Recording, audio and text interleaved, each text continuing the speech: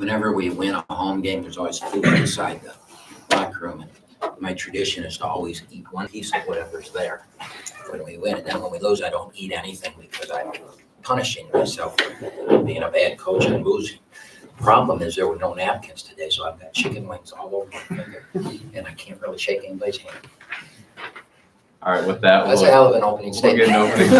We'll get an opening statement from Coach. Open the floor up for questions for the players. Let them go, and then open the floor up for Coach. You know, we haven't been at home, and obviously I was a little disappointed in the attendance with what we've done in the non-league. And then we played a couple home games, and we didn't play very well, so kind of have to understand why.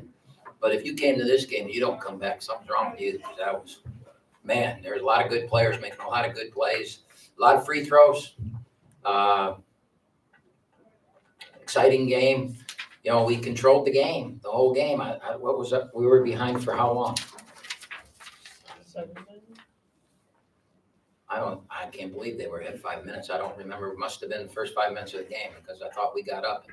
Once we were up, you know, we kept that lead. I know they tied it in the second half early. So I like everything about it. We made a lot of mental errors in the last 5 minutes. But when you can pick yourself up after an error, I'm going to give you a perfect example. And I'm not throwing him under the bus or anything like that, but Rocket made a huge error defensive. Well, he made two. He took a shot that probably shouldn't have taken with a lot of time on the shot clock with a minute and a half to go. And then with, I think, did they cut it to one on Freeman's three? Was that what it was? Cut it to one? Right. So then with 18 seconds to go, we explained what we wanted, and he did the opposite thing and left Freeman alone. And then later on, if you want to know what we were trying to do, I'll explain it to you. You think I'm stupid anyway. So, and Freeman made a three to cut it to one. Rock got fouled and made the two free throws. And after an error like that, to come back and make those two free throws, you got to hug that kid. Got to hug him, because that's what championship players and championship teams do. They overcome adversity, they make a mistake, and they come back and win. And so I'm really excited that we were able to hang on and win a game. It had to be very exciting to watch. It was awful to watch from my seat, but it was very exciting to watch from the stands. So, questions for the players?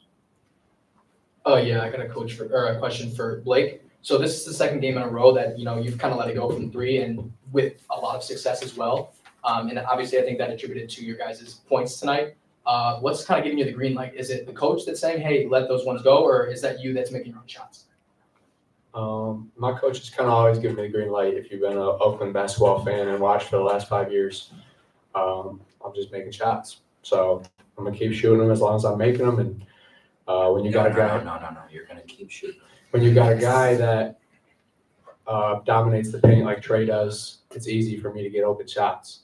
You know, you got to send two guys at Trey. You got to send two guys at Chris, honestly. And I'm benefiting off of those two guys. So, like I said, I'm going to keep shooting them, and we're going to keep winning.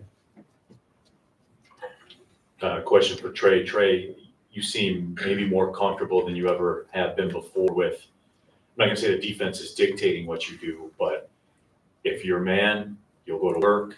You're more than happy to pass out of the double. Do you feel a good rhythm right now in dealing with differentiating double teams? Yeah, for sure. You know, I struggled the first, I'll say honestly, 3 league games of trying to play at a calm pace, seeing those double teams. I experienced it last year, but obviously, you know, dire situations. We had a guy like Jalen be able to step up and take control like that. This year, kind of the ball falls in my hand, but having guys like Jack and Blake, Isaiah, DQ, guys that can all shoot the three, it's really just made me comfortable knowing I don't have to rush to try to find them. They know where to get to on their spots, and I'm learning as the season goes on to find those spots. So it's kind of second nature. I don't really even need to see them. I know they're going to be there, and they know where to get to. Any final questions for Blake or Trey? Thanks, guys. Thank you. We'll open the floor up for questions for Coach.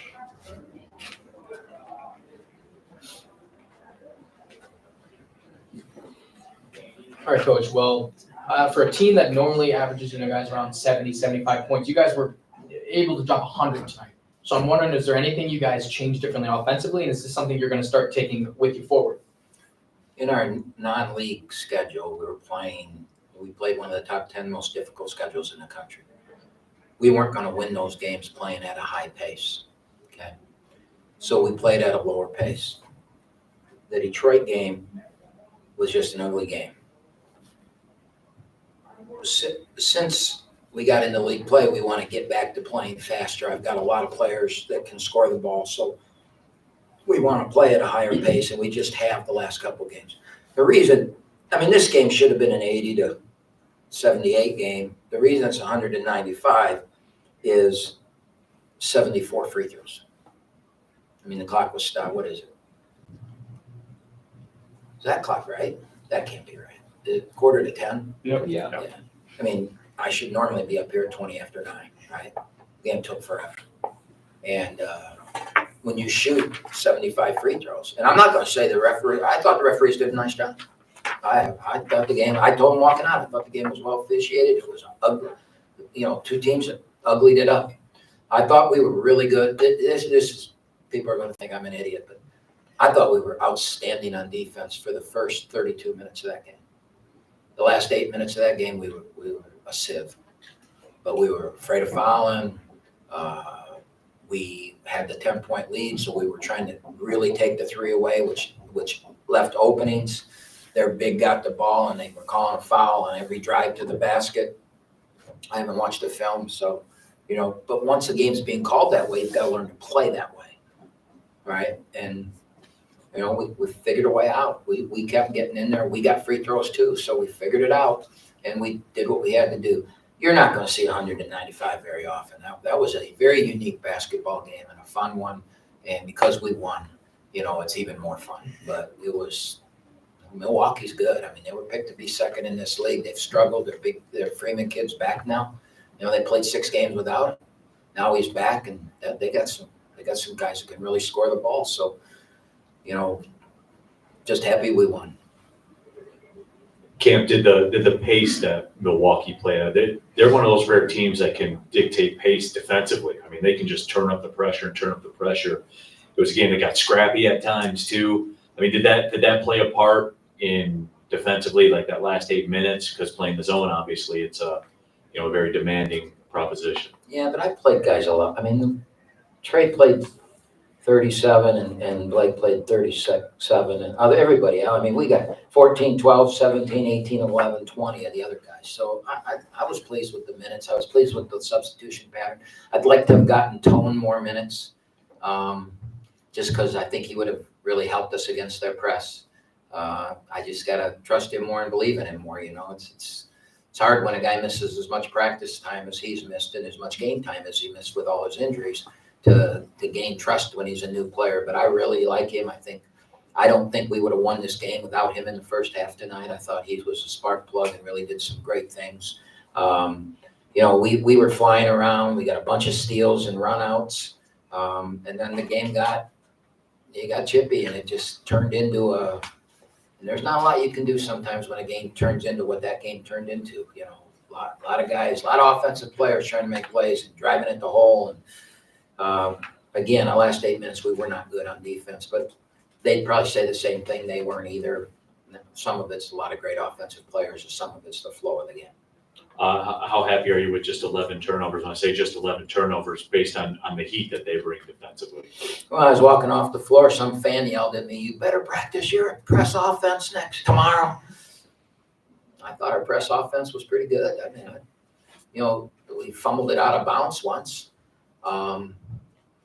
Blake got it knocked away, playing a little too fast, but we got the ball across. There were no 10-second calls, and there was no they take it from us turnovers. I mean, am I wrong? Did they ever in the press? Did they ever take it from us? No, but we talked about in the broadcast. I mean, you guys got 2-on-1s and 3-on-2s way more often than it was a negative. And I thought we did a great job. What we didn't do in the end, though, is we didn't attack in the end. You want to attack to a layup and then back it out and use the clock. We didn't do that, and DQ got caught in a bad situation, and I think we got a little tired. I do think we got a little tired.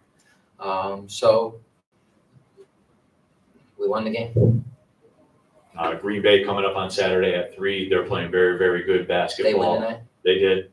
Big. By 18, 18, something like that. So, I 'Cause mean, they've turned it around. I understand they have they're touting as the best player in the league, and I know he had 39 against Wright State the other night or something like that. I've watched them, but I've not spent time analyzing, so that's what we'll be doing for the next 12 hours, you know. We'll be ready. We'll be ready for it. Do you feel like the whole flagrant foul, technical foul situation that happened was why the end of the game turned into what it did with all the foul calls? Do you think it had some sort of impact on that? I can't get inside referees' heads. I know that we were fortunate the way it came out. We were fortunate the way it came out.